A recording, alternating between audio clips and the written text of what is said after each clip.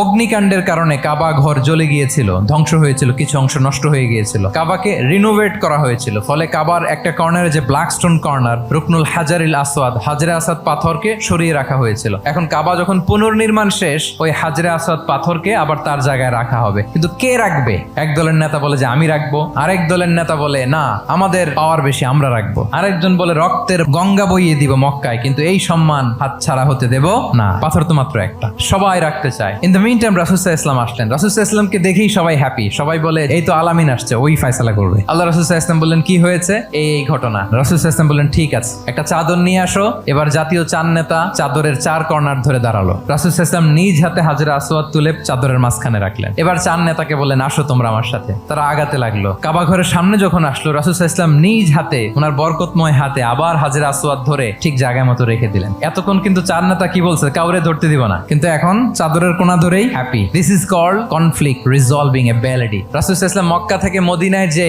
1 ঘন্টায় বছরের পর বছর চলে আসা যুদ্ধ, আউস এন্ড খাজরাজ, 1 ঘন্টায় যুদ্ধ থামাই দিয়েছেন। আল্লাহু আকবার। রাসূল সাল্লাল্লাহু আলাইহি ওয়াসাল্লাম অত্যন্ত ভালো মধ্যস্থতাকারী ছিলেন। ফ্যামিলি অ্যাফেয়ার্স এর মধ্যে যত বিরোধ লাগতো রাসূল সাল্লাল্লাহু আলাইহি ওয়াসাল্লাম মিলাই দিতেন। আল্লাহু আকবার। ফ্যামিলি কাউন্সিলিং, সমাজে যখন এই ধরনের বিরোধ তৈরি হয়, মারামারির মতো পরিস্থিতি তৈরি হয়, সংঘাতের মতো একটা সিচুয়েশন হয়, নেতা এটাকে রিজলভ করার ক্যাপাসিটি, এবিলিটি তার থাকতে হবে। আল্লাহ রাসূল সাল্লাল্লাহু আলাইহি ওয়াসাল্লামকে আল্লাহ তাআলা এটা দিয়েছিলেন। আল্লাহু আকবার।